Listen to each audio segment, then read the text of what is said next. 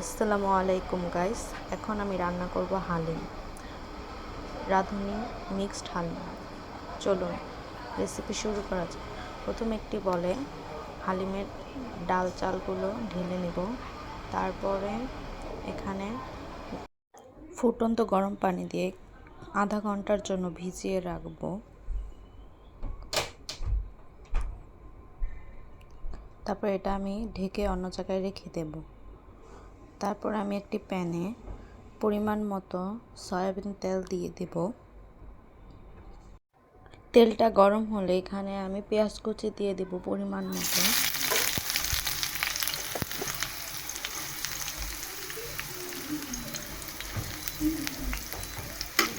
পেঁয়াজ কুচিগুলো ভালো মতো ভেজে নেব নেড়ে চেড়ে।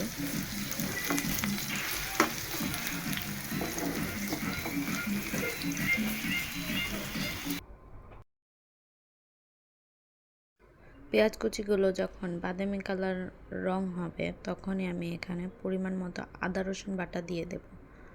আদা রসুন বাটা দিয়ে একটু নেড়ে চেড়ে নেব যাতে এটা একটু তেলে ভাজা হয়।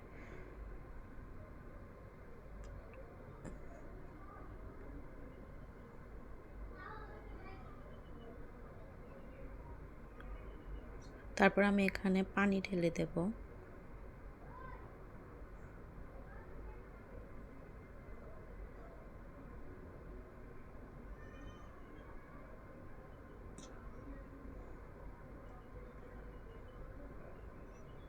পানি ঢালার পরে আমি এখানে লবণ দিয়ে দেব পরিমাণ মতো। আপনাদের যতটুকু প্রয়োজন ততটুকু দিবেন।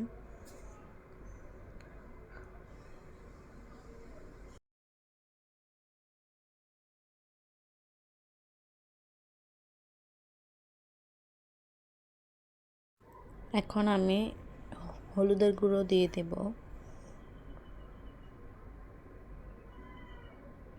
হলুদের গুঁড়ো দেওয়া শেষ হলে এখানে আমি ঝাল খেলে মরিচের গুঁড়ো দিতে হবে। আমি ঝাল খাই, আমরা সবাই ঝাল খাই, আমরা মরিচের গুঁড়ো দিয়েছিলাম।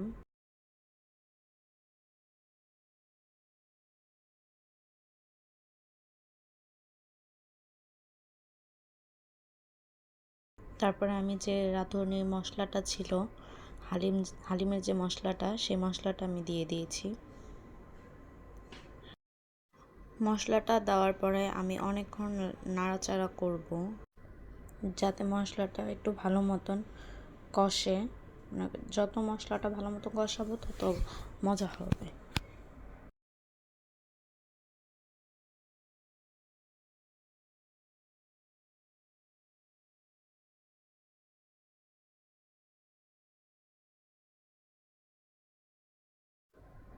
তারপরে ভালো মতো কষিয়ে আমি এখানে বিফ দিয়ে দেব, মানে গরুর মাংস। গরুর মাংস আমি আমার পরিমাণ মতোই নিয়েছিলাম, আপনারা আপনাদের মন মতো পরিমাণ মতো নিয়ে নেবেন।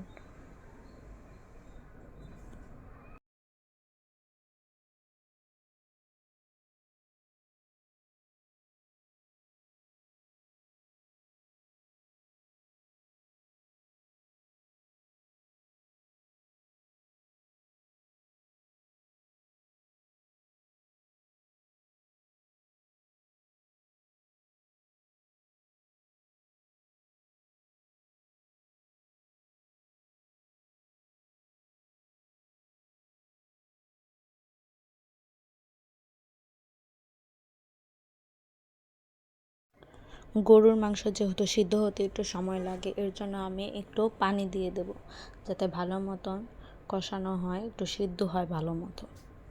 দিয়ে আমি ঢেকে দেব।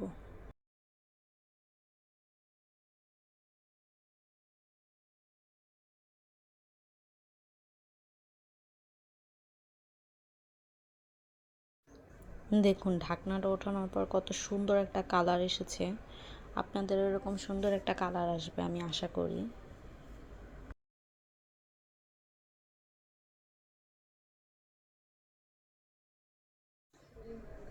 কিছুক্ষণ পরপরই নাড়া দিতে হবে যাতে নিচে না লেগে যায়। আমি কিন্তু একটু পরপরই নাড়া দিয়েছিলাম।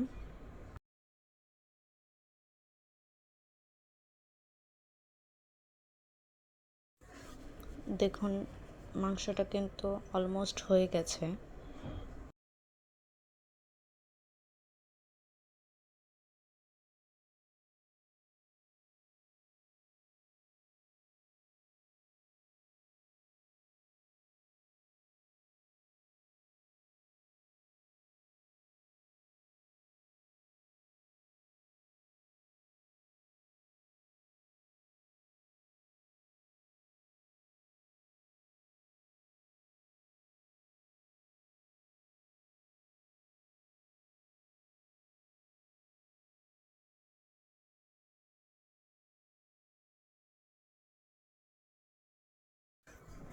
এখন আমি মাংসটাকে নামিয়ে রাখবো।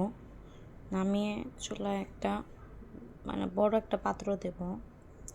ওটা ছোট ছিল, বুঝতে পারিনি, এর জন্য ওইটা দিয়ে রান্না করেছিলাম। তারপর বড় পাত্র দেওয়ার পরে এখানে আমি যে ডালগুলো ভিজিয়ে রেখেছিলাম সেগুলো আমি এখন ঢেলে দেব।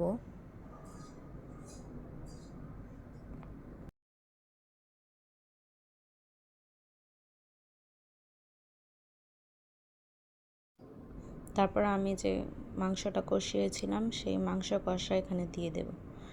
দিয়ে সুন্দর মতো দুটোকে মিক্স করব।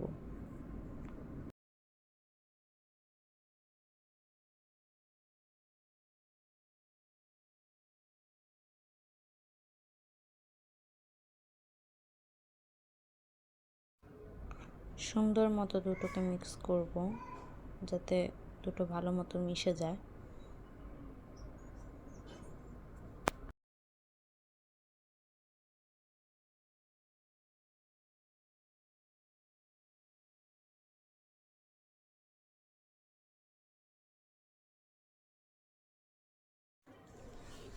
তারপর আমি এখানে পানি ঢেলে দেব পরিমাণ মতো।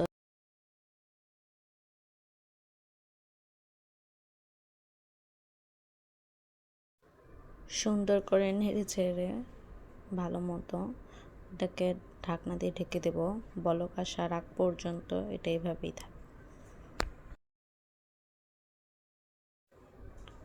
দেখুন আমার হালিমে সুন্দর একটা বলক চলে এসেছে। কি যে সুন্দর লাগছে।